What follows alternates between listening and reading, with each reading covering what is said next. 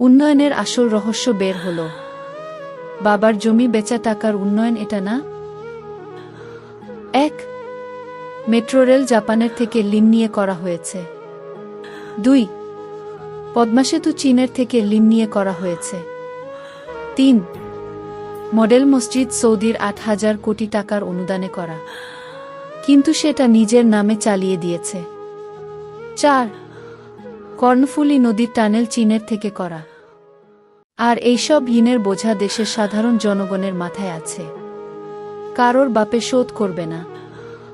১. উচ্চমূল্যে বিদ্যুৎ দেয়া আদানি পাবে $৮০ কোটি, এজন্য প্রত্যাশিত বিদ্যুৎ দিচ্ছে না। প্রতি ইউনিট ০.৭ টাকার বিদ্যুৎ কেন ১.৪ টাকায় কেনা হলো।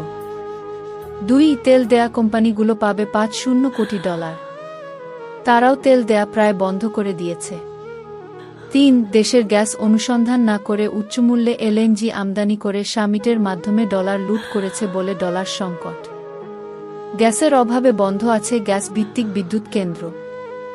৪. সরকারি বিদ্যুৎ উৎপাদনকারী প্রতিষ্ঠান পিডিবির কাছে কেউ পাবে ৪,০০০ কোটি, কেউ ৩,৫০০ কোটি টাকা, অথচ গ্রাহক নিয়মিত বিদ্যুৎ বিল দিয়েছে। ২০২৪ এ এসে যারা জীবনে প্রথমবার এত লোডশেডিং দেখে দেখে আফসোস আর কষ্টে মারা যাচ্ছেন প্রায়, তারা এবার বলেন দেখি আপনারা কারা কারা ১০ বছর ধরে বিদ্যুৎ বিল দেন নাই? যদি দিয়ে থাকেন, ওই টাকা খাইল কোনো দেশপ্রেমিক? প্রশ্ন আপনাদের জনগণের কাছে।